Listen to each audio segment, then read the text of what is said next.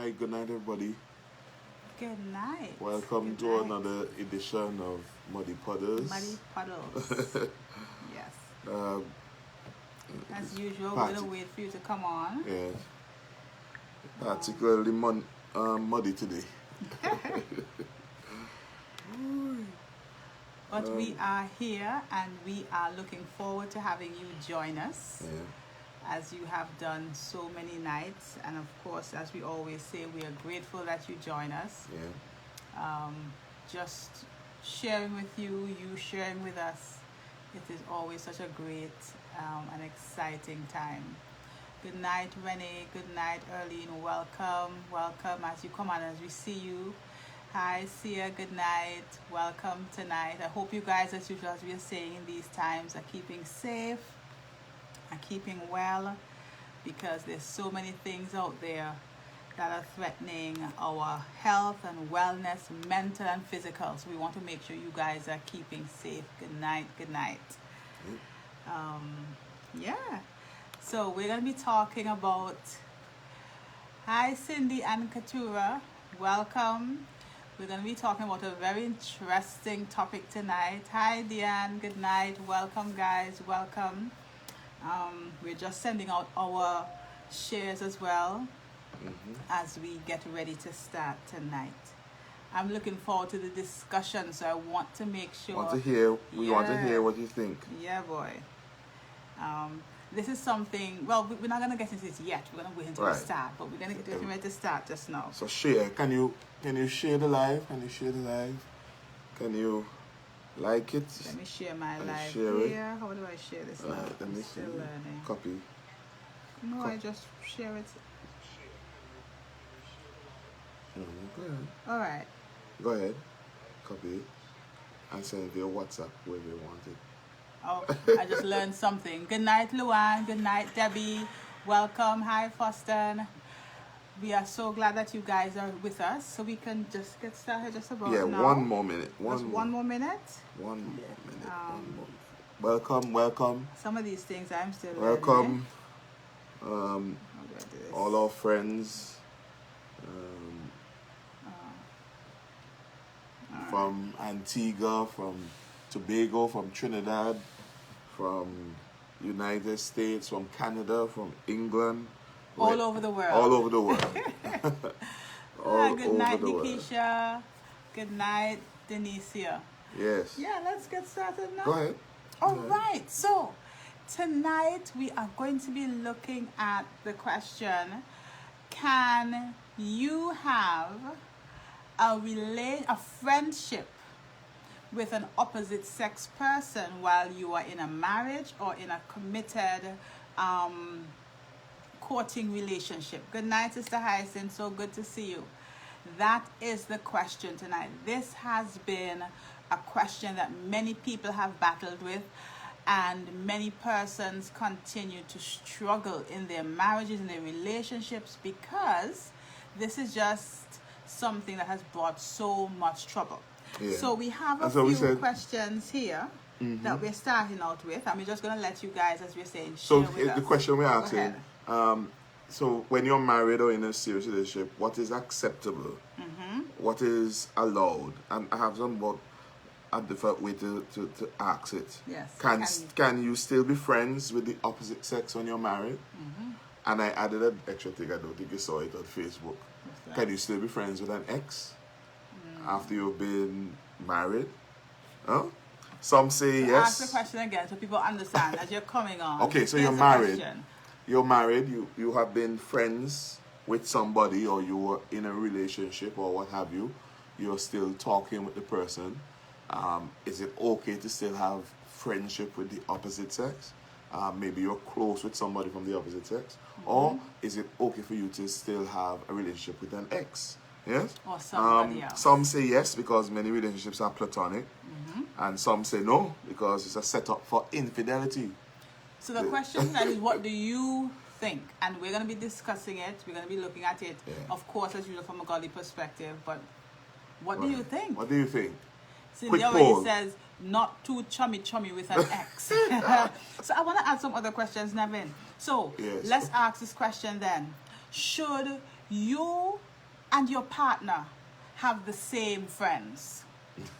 It is absolutely necessary that you and your partner have the same friends, your husband, your wife. Or should you and your partner only have friends that are married if you're married? Or can you have single friends? These are things that have come up in many relationships. And so is it okay to have platonic friendships with the persons with of the opposite sex? Yes. So we want to hear you guys as you just share your opinion. But I want, especially some of the older ones who've been married, I want to ask these two questions that we have up top here. Is it necessary that your partner be your only friend? So we're talking about friendships. We're going to explore that. We want to hear from you. So Cindy already said not too chummy. We're talking about the ex, but then you have that sister or the brother in the church as well. They may not be an ex, but there's a chummy kind of relationship that's not that's supposed to be platonic. You also have that person at work. I actually had that where in the Caribbean we have this concept of the office husband and the office wife. I don't like the terms at all. Laura is saying no way. All right. No way to which one. We asked a few questions, Laura. Which one did you hear? Yeah. The office husband and the office wife. I personally don't like it. What do you think about those terms, Nevin? No. Okay, good. So we're on the same page. I don't like that term at all. And every time I hear that, I get concerned. Hi, Karen. Karen is saying, I have friendship with the opposite sex that are single and we have boundaries. Excellent. So she brought in a key word there we're going to get to. Yep. And Sia is saying you can be friends with the opposite sex, however, do not exclude your spouse from the friendship. So you're then suggesting, Sia, that you and your partner must have the same friends. All right, we're going to get into this. Want me to go ahead? Go ahead. All right, so definitely we have to look at friendships. We want to start there. Right. What are friendships? Why are friendships important? Neville and I have a kind of unique situation where we both live outside of, well, it's more me because Neville had friends because he's in his church context, but I had to leave all my friends. God was good enough that when I got married, just check this comment there. When I got married, two of my other friends from home, same church, moved to Trinidad at the same time. Well, one went a year before and one waited for me.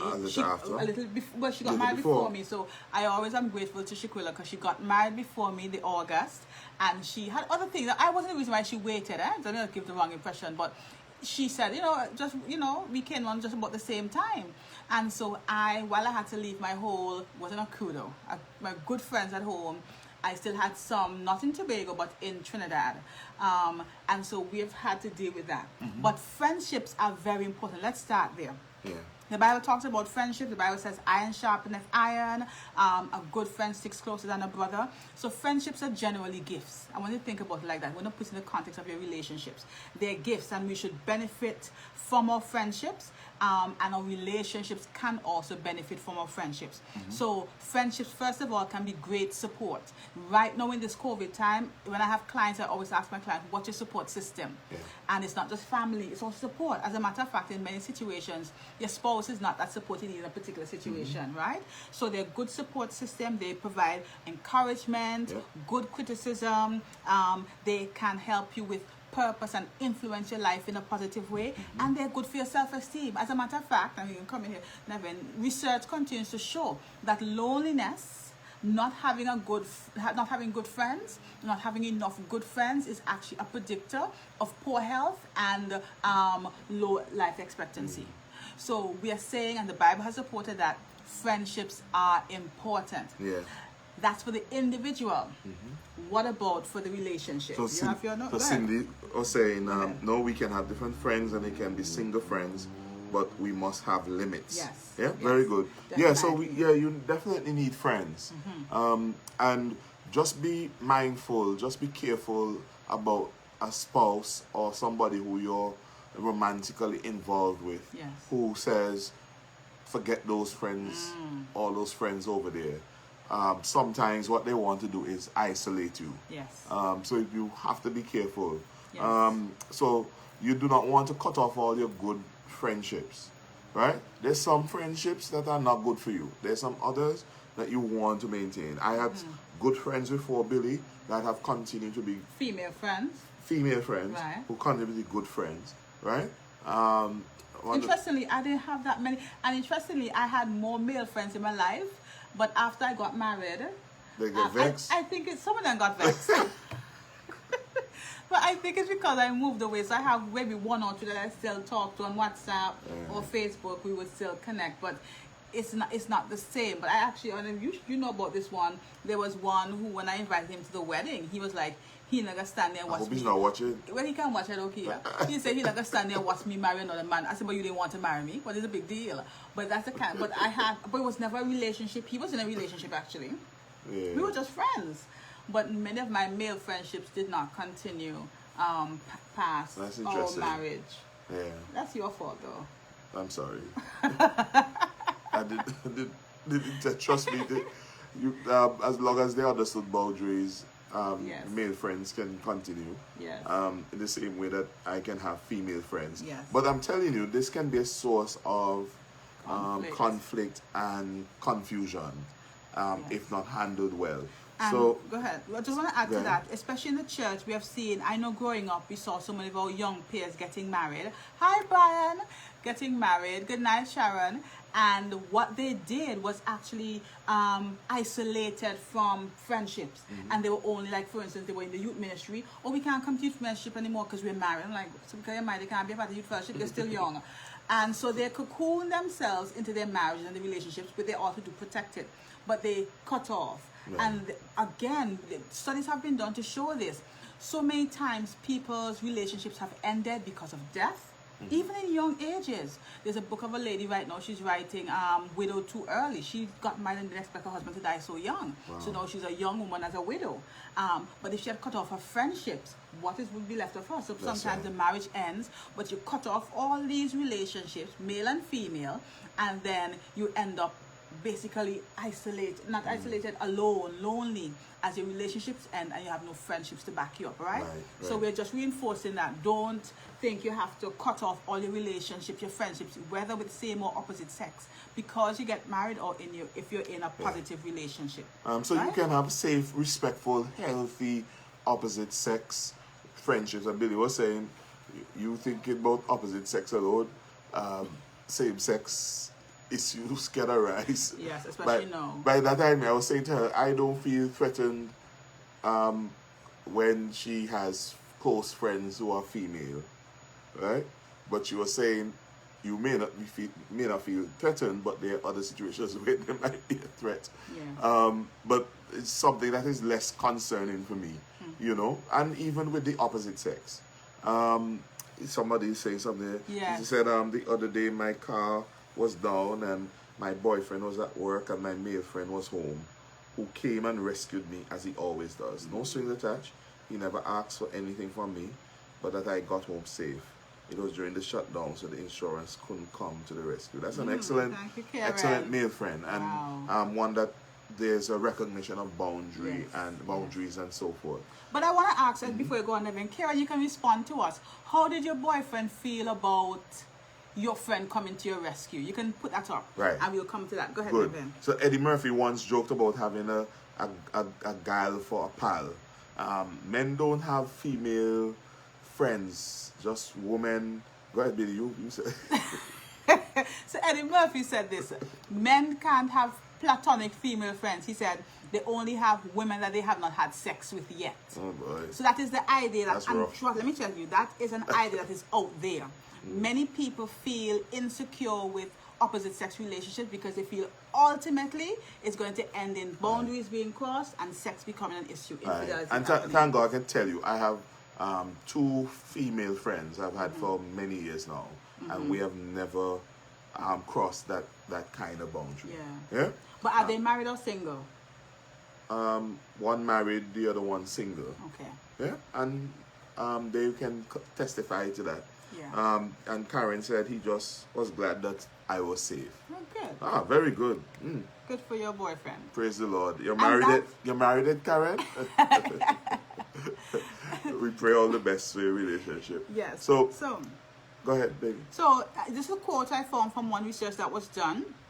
And it says, heteronormative assumptions have historically socialized us to consider men and women as romantic or sexual partners. They basically, that's how we see men and women. No. You can't exist as just friends, right? Hence, individuals tend to have at least an understanding or an assumption that the friendship between men and women can evolve into something more than a benign friendship. And you know, that's the fear that a lot of partners have, especially men who are insecure, women who are insecure. As a matter of fact, they may throw that at them, the other person, you know, you're just being insecure. But because we have been socialized that if you're going to have a male or female friend, it's because you're looking for something more. Right, or there's some, parents have done that. There's some potential. There's something, yeah. So this is often linked to gender norms also, right? Go ahead. So why friendship is important for your relationships? On marriage family therapist April Edemeyer puts it this way. She says, friends matter to your marriage. The key here is to seek and maintain friendships with people who share similar morals and values, respect the sanctity of your primary relationship, and add to your life, rather than detract from it by creating stress and conflict. Repeat that again. Repeat that together. So I'm going to say it again. Friends matter to your marriage. The key here is to seek and maintain friendships with people who share similar morals and values. We're hoping that the morals and values with the couples match, by the way. That's what they're saying. It should be the same. Well, what if the man and the woman have different values then? So the man has some friends who encourage him to do things that the woman may not like. This way it can become That's an interesting a real conflict-driven kind of thing. Right. So they respect the sanctity of your primary relationship, and they add to your life rather than detract from it by creating stress and conflict. Yeah. So definitely, when you hear that, share with us, what are you thinking that is? Because Neville just made a great point there, where some of the friends may share some of your values, but they may not share all of it. And we've had examples, for instance, where some guys would have friends who believe in liming late, and the wife doesn't necessarily support that, and maybe even the couple that they're friends with may believe in that, and then the wife is saying, you know, I'm not into that, and so many times and the he comes husband home late, may go and he's by himself, yes, and he's saying, why you don't come out with me? And next thing somebody tell you, I see your husband talking up with a girl last night, and he looked like they started to dance, and and what going on with the thing. Do you see the conflict? Do you see the potential? Right? Some people don't believe in carnival. You're married to somebody who does not have a problem with it. That's why we talked about being unequally yoked earlier. Maybe you can go back and look at it. The person loves carnival. By the way, carnival is cancelled for early next year, so you don't have the problem if you have it. But so she doesn't like it. He wants it to come. So who is he going to whine on? Can he whine? He can whine on the wall. You should have that discussion before he leaves the house. Well, listen, sweetheart, I don't like carnival. I don't have a problem with you going, but don't bring back nobody sweat, nobody clothes, linen, or nothing. Whine on the wall, or whine on yourself. Find a wall. If you can't find a wall, whine on the wind. I mean, it's so funny, but I mean, these are real situations. Real situations. And it's because there's a conflict there in what you agree with. Right. And so there's where friends can become dangerous, because if you have a friend who knows your wife does not appreciate certain things, then what do? For me, a good friend does not encourage you to keep doing the same thing, or encourage you to do things that will create stress and conflict in your marriage or your relationship. They might say, a good friend will say, hey, it's 11 o'clock now, I feel the need to. I think for us, that's tight. It's rough. That's a tight one. Yes. Because maybe you are used to liming, but then you have to understand now that you're married, you have to operate somewhat differently. And I want to say this. When we're saying when you get married you have to operate differently, it's not that you have to give up your social life, give up your friends. We have already established that. Friendships are important. We're going to list some of the ways they help your relationships. We already talked about the way they help you as an individual. So we're not saying, well, abandon all your friendships, but it's important that your friendships do not conflict with the values, the purpose, and direction of your marriage and your relationship. If that is happening, then you have to now reconsider whether this friendship is an asset to your relationship or not. All right? So and then it becomes an issue, because the wife wants to be there with you when you go for the lines, she really doesn't like, and I say because it's often she Yes, and yes, the man who yes. is right. You have to navigate that, because if it's a point of argument right now, I'm telling you, you're going to have some issues going ahead. So let's look at some of the ways we're sharing. And then we you deal can with- take two and yes. I'll take two. So, the go way ahead. friendships can enhance Yeah. your marriages and your relationships. And First then we get into we go the into some other meat, stuff. yeah. Yes. Mhm. First thing, having your own friends in addition to mutual friends. This is what the marriage and family therapist said. Helps you and your partner stay connected to a greater community. That's important. You don't want to. We said that you don't want to isolate yourself. I've seen that happen, and then when things happen, there's so shame. You know, so don't isolate yourself in a relationship because you're so in love and feel like, you know, I don't want to be a part of this. Oh, don't put up no solid brick wall when you're supposed to have some semi-permeable ones, right? So that's the first thing friendships do to your relationships. They can enhance. The other thing, good friendships, I'm going to say this again, good friendships, qualifying it. Good friendships provide models for healthy relationships that you can discuss with your spouse and apply to your primary relationship. In other words, you can learn from each other. Whether it's a married friendship, like your friends are married, or they're single. As a matter of fact, you can teach your single friends things that they could benefit from when they get into relationships and they get married. And you've said this before, the key thing is not to allow yourself to compare. Don't go into the habit, and we don't want to be saying too much don't. You want to be positive tonight. But rather than comparing, allow yourself to see the differences and the similarities and grow from that, as opposed to comparing and saying why this and why that. That's right. Don't compare your spouse and to other friend relationships. Friends give each of you additional outlets for self-expression and fun. The way you can come back to your relationship feeling fulfilled and energized. Like, I'll never forget, Billy really enjoyed this. I think Reverend Belinda, Sister Shaquilla, and who else? Yeah, it was just us. Yes, they went on a trip to Florida. Without any men. And I missed her, but she enjoyed it. I missed you at night.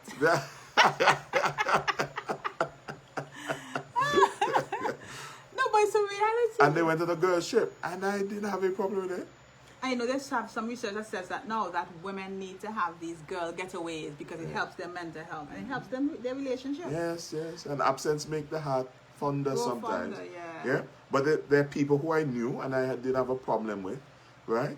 And even though she's an adult, she has to be able to make decisions for herself, and I trust her to make the right decisions, you know. And it was me and the children. It was one child. It was one at a time. It was one. It was each. He wouldn't give me so much permission now with 3 children. But definitely, this is so important. He shared my experience, one of it. But the truth is, sometimes you need to get away. Yeah. And this is what COVID is doing to us sometimes. Yeah, we can't get away. And it's not that we don't love each other. They want to be. Actually, I was walking on the road the other day. I was thinking to myself, all these people who are so in love and say, I want to be with you every minute of the day. How are you doing now? I mean, you can't. The Lord answers prayers every minute of the day. You know? So I just love you. I don't want to be without you. Well, how is it going now? But you need to have that. Not all of them, but you need to have that getaway moment where you can connect with somebody else.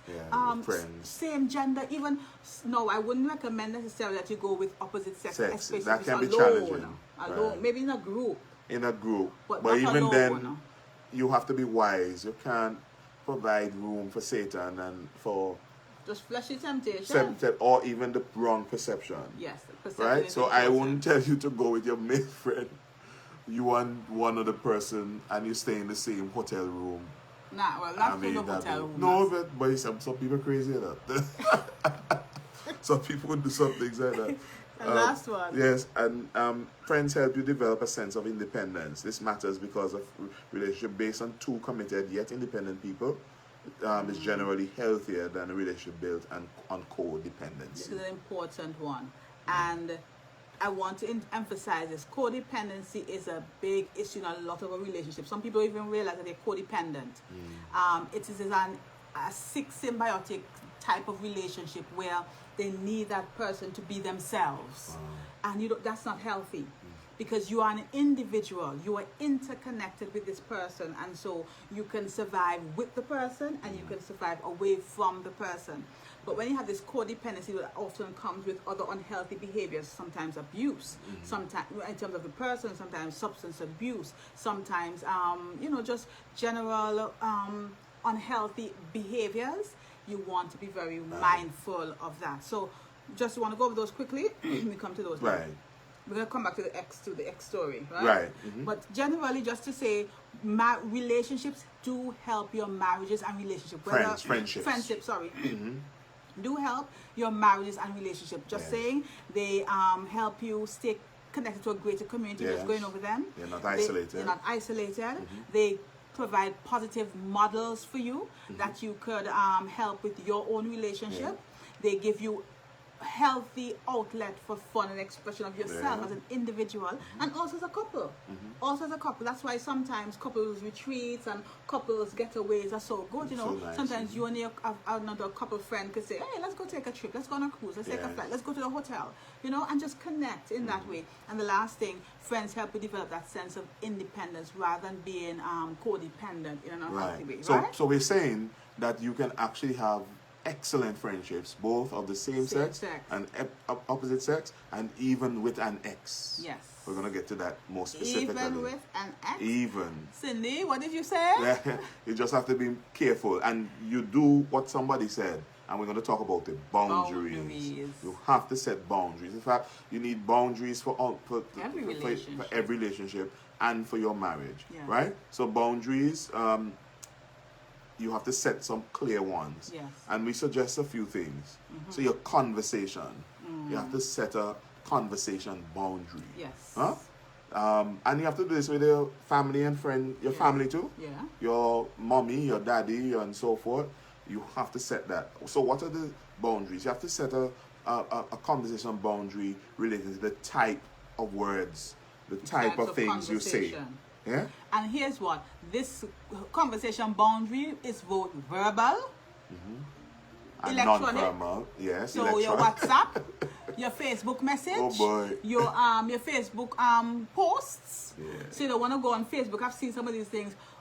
He's just the best office husband any girl can ask for. Lady, you are married. Take that foolish post down. They're not call a house office husband, right? So your type of words. It has to be boundaries. So for example, if you had a relationship with somebody and you're calling them, say calling them honey, or and you're doing it on the WhatsApp too, or you're doing it on Facebook message, whatever it is, whatever form, Instagram, and you're saying social media. I would start to be concerned if my wife is saying to my ex, to your ex or my ex? To your ex, handsome. But if he's handsome, what would you say? You look as hot as when we were 10 years ago. Oh my, no, it can't be. So you type up with conversation, or you want to reminisce about the old days. What does that? What benefit would that give you? It just brings up. Even if you're not looking to do anything, just bringing up, reminiscing, it don't make sense. That relationship is gone. So, and that's the same thing. The type of words, even with your in-laws, even with your parents, you just don't use certain words. And you don't have certain conversations. Yes. The other thing we said in terms of conversation, you have to set a boundary conversation. Remember that. And can I tell you, like this, share this? This might benefit somebody. Yeah. It's really important.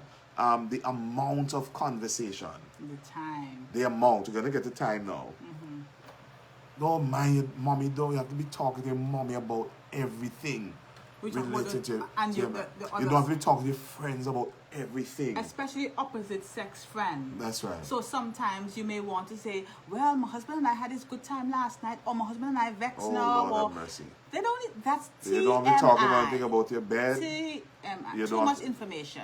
Yeah, don't talk about what's going on, whether he not do this properly, whether we want him to do this and what now. He not have no money. In the name of the Lord, please don't talk about those things.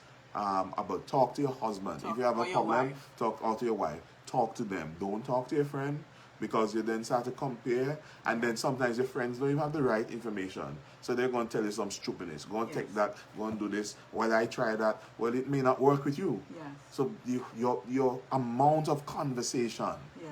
the type of conversation, the amount of conversation. And when I say amount, you don't need to be talking to your friend 24/7 about everything. Constantly. So morning you're talking, evening you're talking, night you're talking, 11 o'clock you call. And we're going to talk about timing now. Yes. So timing, Billy and I were talking about this today. What if you're WhatsApping 11 o'clock in the night? No. Well, it has to do with the kind of friend. Because Billy knows I have spoken to friends at late hours. You know? I probably don't do it as... I'm wiser now after how many years of marriage now. But she knows I have There's some comments coming up. There's some... Yeah, we need to respond to yes. that. I have spoken to friends, and it's based on what it is that you're talking about too. Yeah? I saw... Right, I saw...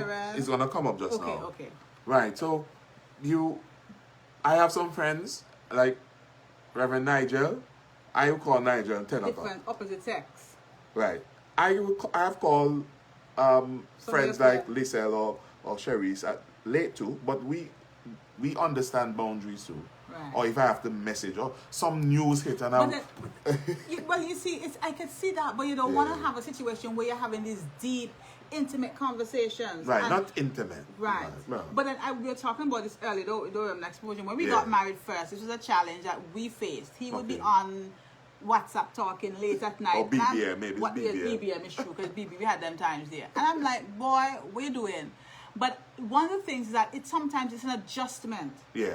You're so from accustomed, singleness to... Right. That's singleness to being in a marriage, in a committed relationship like that. So while you have to be aware, and you have to juggle those new expectations, because it's inappropriate to be having those deep...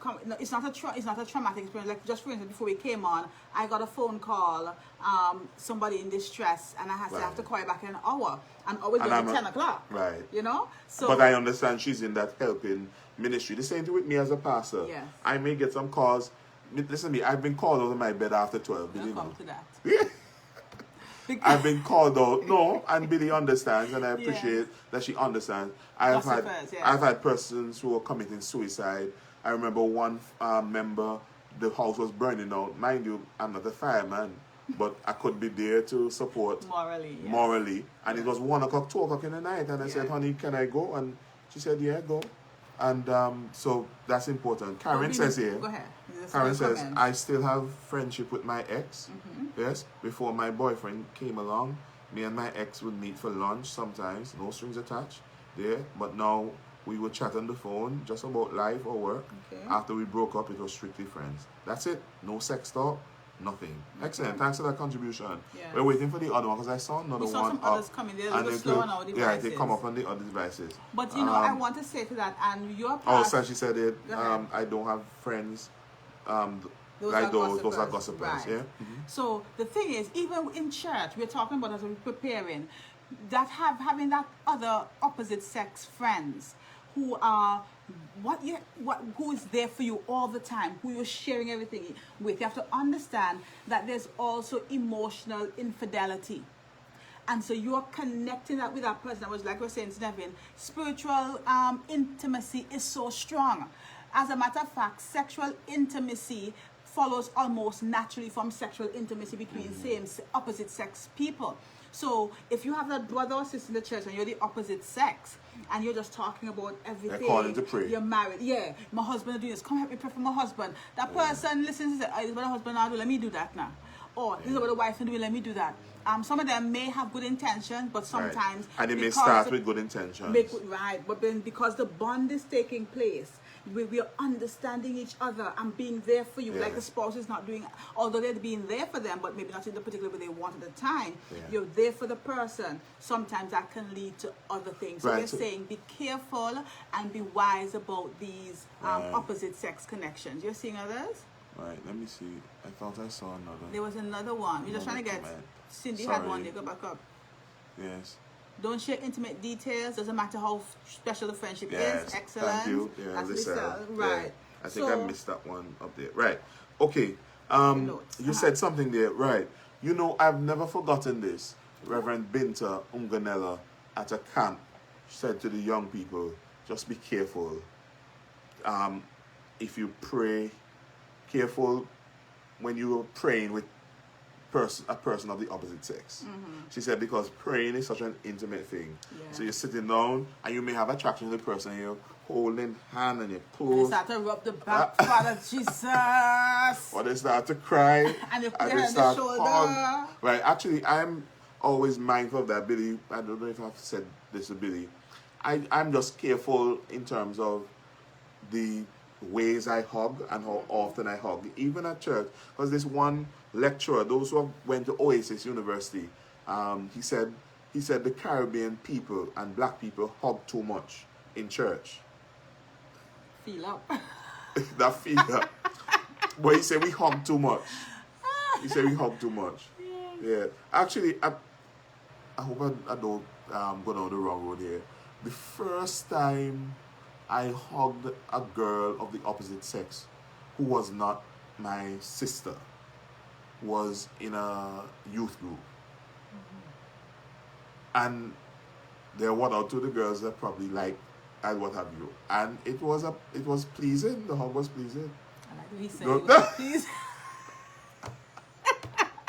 You have to behave. It was pleasing. No, I'm saying somebody talk to me, the man. You have to be careful. No men on here. You just have to be careful because what he said is that in white churches, he said they didn't hug so much. Are you sure about that? Though? No, that's what he was saying. I don't Maybe fully agree with it. Maybe American. But he said we kind of hug too much. You have to be careful, right? No, I don't have a problem hugging the granny in church or what have you. But I'll hug anybody. It's just that you have to be careful. Yes. You have to be careful. That's what I'm saying. Because you might start to establish some kind of thing. And you don't know the person's intention, maybe. But this is also part of boundaries, Neville. Right. So you So could we're even still have a talking about- boundary and a rule as it relates to hugging. So I remember one of them is actually one of the pastors, one of your colleagues there. He's not in the ministry anymore. Right. He would say he only does half hug. So he never comes in to a full body hug. He does a half hug. And I practice that because I realize some people, they want to hug and hold it real close. Some men. And I'm like, that's a little bit too close. Even before I was married. So we're just saying. I know somebody, Billy knows, I won't say anything, that when that person hug you, oh my. Look what Karen said. What Karen said? Some cultures kiss a lot too, definitely. Oh, Spanish do that, some Yeah. European cultures. Karen said, have to do a holy kiss or a holy hug, give space for the Holy Spirit to be in between the two It's of you. true. I love it. I love it. So this person that when the person hugs you, you start to feel uncomfortable. They don't let go. Oh my, yeah, it doesn't feel so good. Billy knows. They can have a boundary with that, but Right. definitely. So we're talking about relationships, the boundaries. be So your careful. conversation. Yes. In fact, we went to the physical part without you realize it. Well, let's the go into conversation, physical. the type, the amount of the conversation you're having. There has to be a point. You're talking too much to mommy, or you're talking too much to daddy, or you're talking too much to your The friend. next You're part, just the friend. talking. You're always on the phone. You're supposed. Let me tell you, there has to be a limit and the timing. So Yes. even the night, if a message comes in 10 o'clock, because I have messaged people late, right? But they don't have to answer me. And sometimes I don't message because I know it's late. Yeah. But there's some people I know I can message, right? And they don't have to answer me, just that you have to know that there's a boundary. So be Yes. careful about that. Then we talk about the physical interactions. Now, if this is your ex, please, I don't think you should be hugging so tight. Or we have to call Karen to tell us how Karen, she and tell us. her ex work at all, because not only with physical now, but with other the spiritual, the emotional.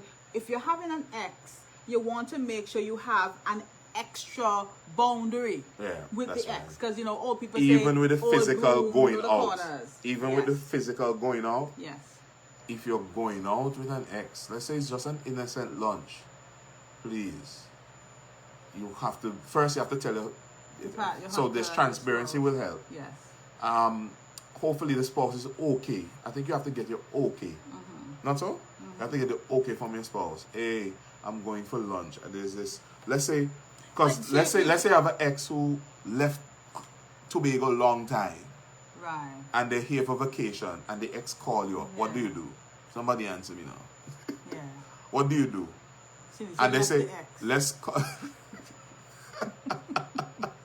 No, we're laughing, but this is serious. Eh? They call to have lunch with you, or lunch with you, or what have you. What do you do?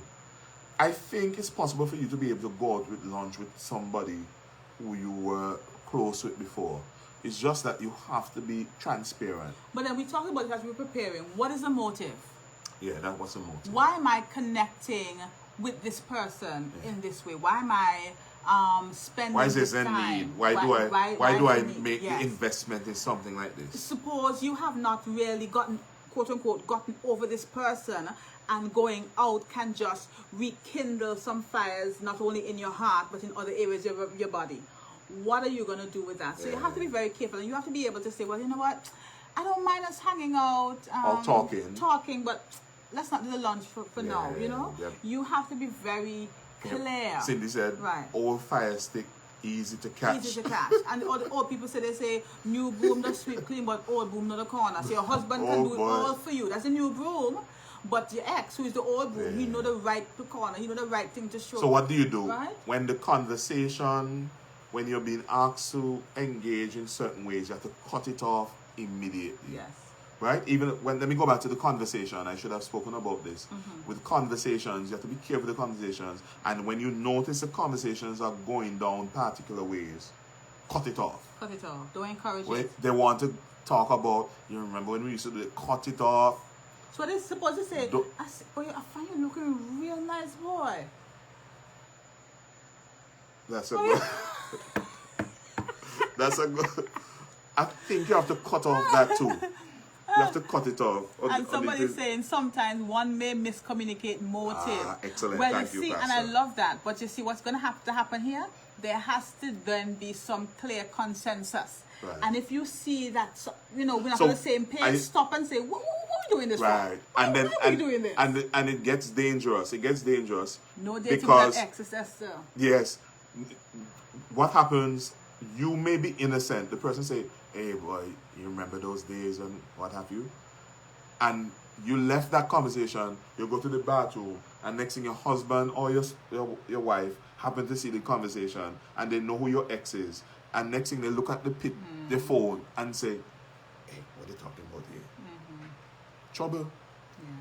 Trouble. You probably innocent. Yeah. But trouble. So I think you have to make it clear in that conversation in case your husband or wife happen to see the conversation, that you cut it off, that you made it clear that this is not a line. And then it's also key where you don't want to. We're talking about having friendship with the opposite sex, and we're looking at the X factor in terms of having an ex partner. You don't want to now have a situation where they're reminding you of what used to be, and it may not be happening in your current relationship, and you start to salivate. It's like, oh my gosh, remember we used to go and get pizza and sit in the park, and your husband don't like pizza, he don't like park, so he only buy burgers on the beach. And you're thinking, boy, those park pizzas were good. You start to want park pizza now, and you look at your husband or your wife and say, why you don't like park pizza? Why you don't like pizza? Why don't you like going to the park? I don't know, I just like burgers, I like the beach. And it becomes a rift. You see? So it's important that you, Alan says, keep it stepping, keeps moving. It's very important that we understand the motive. And have consensus, have mutual understanding. And if you find the person is going a different then it's time to cut that off. Not even if you don't want to cut it off, you need to stop and say, wait, what's going on here? Why are we connecting? And if you realize something is coming up that's against where you want to go, then say, well, let's just leave it here. Right. And then if you notice they're not respecting that boundary, please get rid of that friend. Yes. It is not worth your marriage. Do you get rid of the friend, or you just tame the relationship? No, you let me say get rid of the friend. I'm talking about social media way. Okay. Delete them from Facebook. Really? Yes, I'm serious. We have a disagreement here. Well, that's all right. Because if you keep the person in proximity, remember they can message you anytime. It might create it's going to bring stress you don't need. Yes? And people will handle this in different ways. It's just that I think I've seen enough to know it can become dangerous. Yeah? Things has passed away, and we now look to the new. That's it, you're moving on from the old relationship, Sharon. We don't want to look back on those old things. So just be careful. If and let me make it clear. If your friend is not respecting your boundary, you're going to have to make a decision. And if your friend, after you have spoken to them.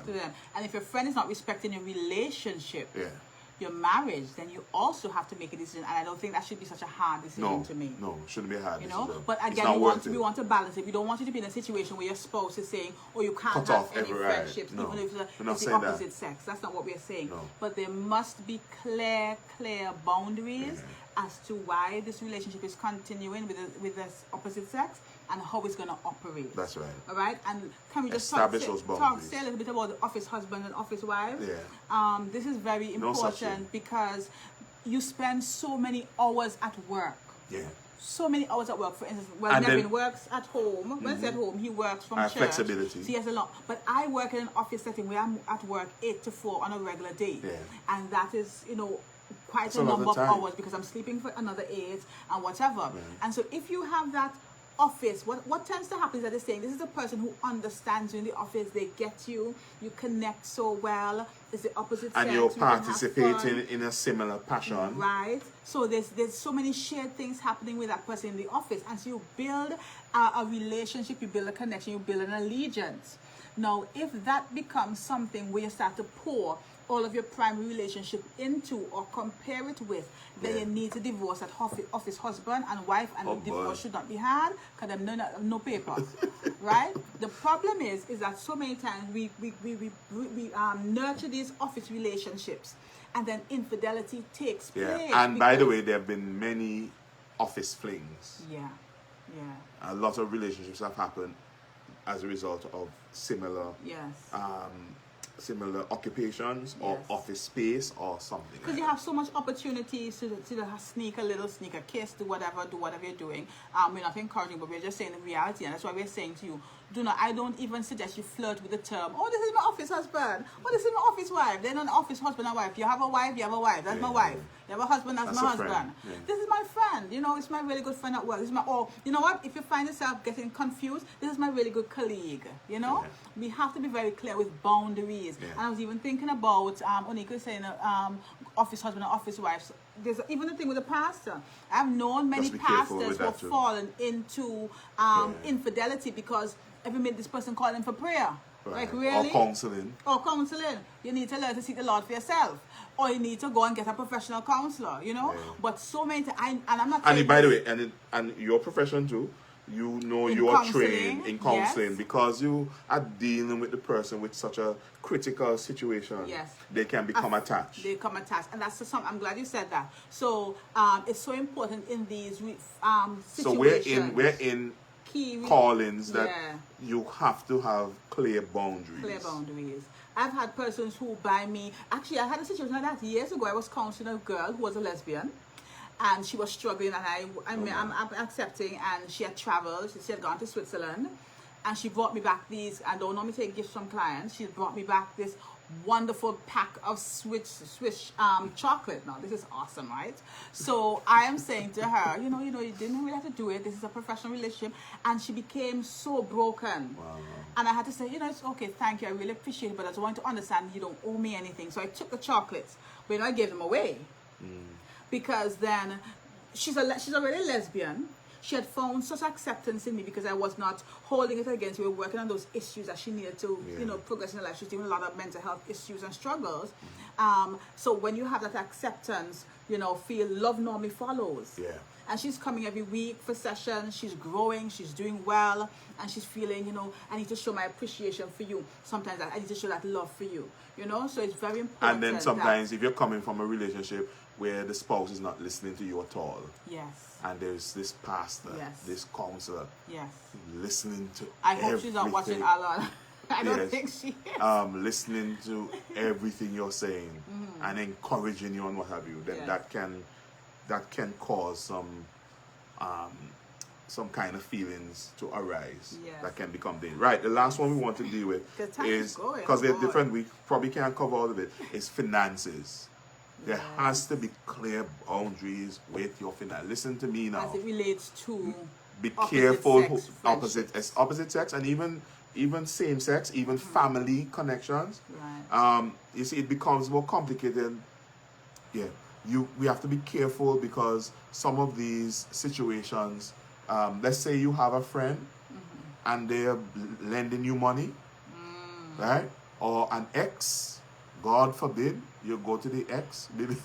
I've known situations like this where You're going to the ex for help with money. mash up. The whole place mash up, mash up. I not sing no calypso, but the whole place mash up, mash up. And I know situations like that. You have to have boundaries. Yeah, there has to be boundaries. As a matter of fact, your ex or whoever that other partner, unless it's something genuine or die, again we talk about motive. They should know that you're having this issue with your relationship. So if you're saying, well, we can't pay the bills, what you have going to tell the ex? You know, my husband not making it, we can't pay the bills. You can lend me $500. Right. No. Right. That's unwise. That's unwise. And that is going to set up your spouse to always feel that they are not enough. They can't provide. Maybe your husband is just having a hard time. Right. He just needs you to believe in him that he's going to get it. No, if he's a not so, conscientious guy, there may be a different aspect that you need to go get professional help. But definitely, as all people say, don't hang your dirty laundry in public. Right? And they don't need to know. And if, let's say you need help as a family, as a couple, and you agree that you do it together. Don't do it backhand. Don't go constantly every time you're calling mommy for money or calling daddy for money or the in-laws or the ex or the office husband. Or the wife. If there is a need for money and there is a situation, then you need to talk to your spouse first. And there has to be some clear boundaries. An agreement. Yeah? An agreement. So, because if you're lending people money, eventually they might call on you to give back what you have borrowed. I don't understand that statement though. What? If you are lending, if you are lending a call to give back, lend me and give back. Yes. In the Caribbean, lend don't be give back all the time. The point I was making is that eventually you're going to have to give back because you borrowed the money. Yes. And if, based on the amount, it can become a challenging thing. Yeah.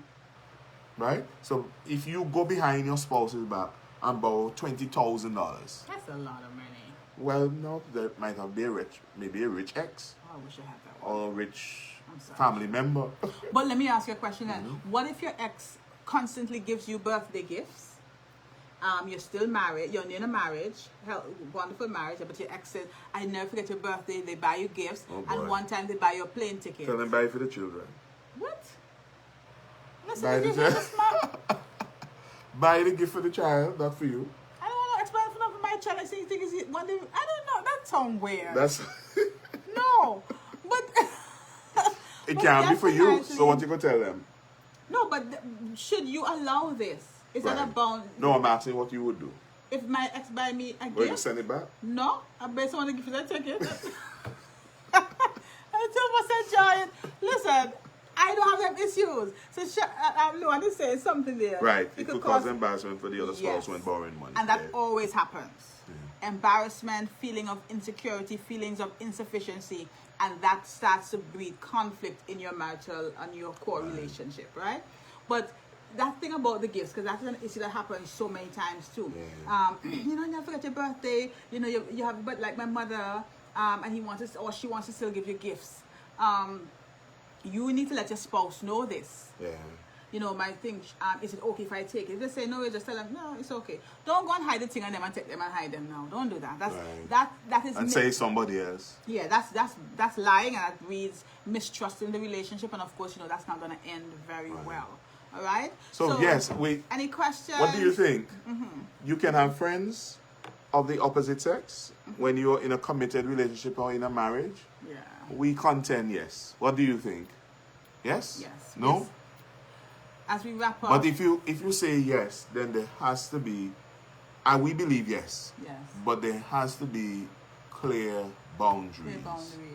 We didn't talk about this quickly, just as you're adding. Do all your friends as a couple need to be married friends, or do you have? Is it okay for you can to have single friends? Right. You can have single friends. Again, there has to be certain boundaries. Yes. Everything comes down to boundaries. You need to have friends if you show. If there are no boundaries, then you will lose your way. Yes. If there are no boundaries, you're going to invite conflict. If there's no fluid. boundaries, there's going to be chaos. There's going to be the headbutting. There has to be boundaries, especially those who are young, who are just married or what have you. Yes. You have to set those boundaries early. Right. Yes, because if you don't set boundaries early, then you are going to set up a situation where there can be significant conflict. Right. If they don't come early, then Sometimes the they spouse can can come. come. Sometimes the spouse will come back and say, "But this wasn't a problem for you before. Yes.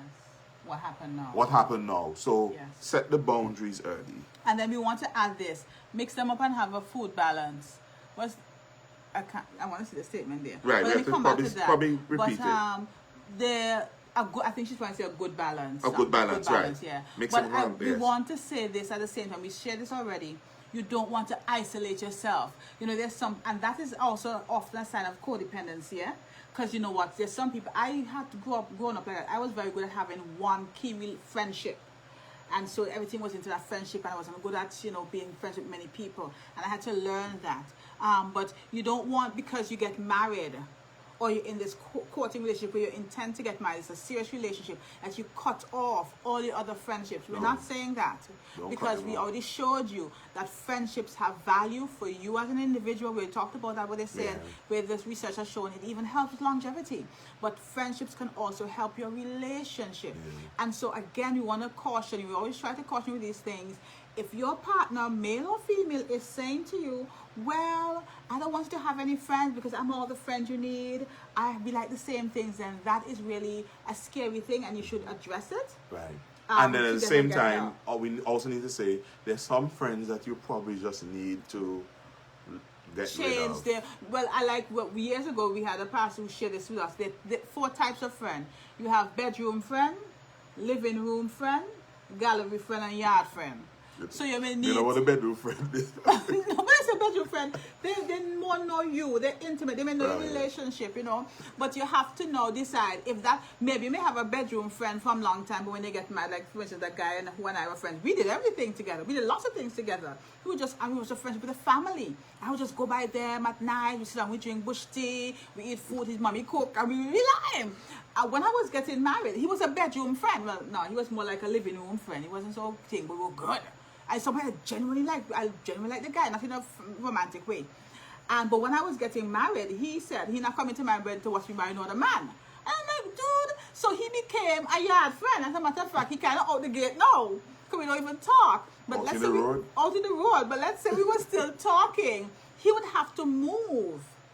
It's like a chess game. He'd have to move to a different position, because he doesn't respect my marriage and what I was getting into. There was another friend like that. He also said the same thing. And so, and we're talking about the opposite sex. And so he has also shifted. And we had a really good relationship, because I've always had friendship with families as well.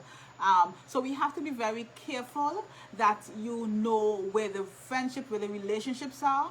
Again, you don't have to cut them off because you get married, but they must complement your marriage and yourself as a married person. What if you disagree with the friend? What if you disagree with a particular friend? Your spouse doesn't agree with you. What do you mean? You have a problem with the friend there. Okay, that the spouse has. But the spouse don't have a problem with the friend. Well, again, we have to look at motive. And then at some point, you have to just be big and say, well,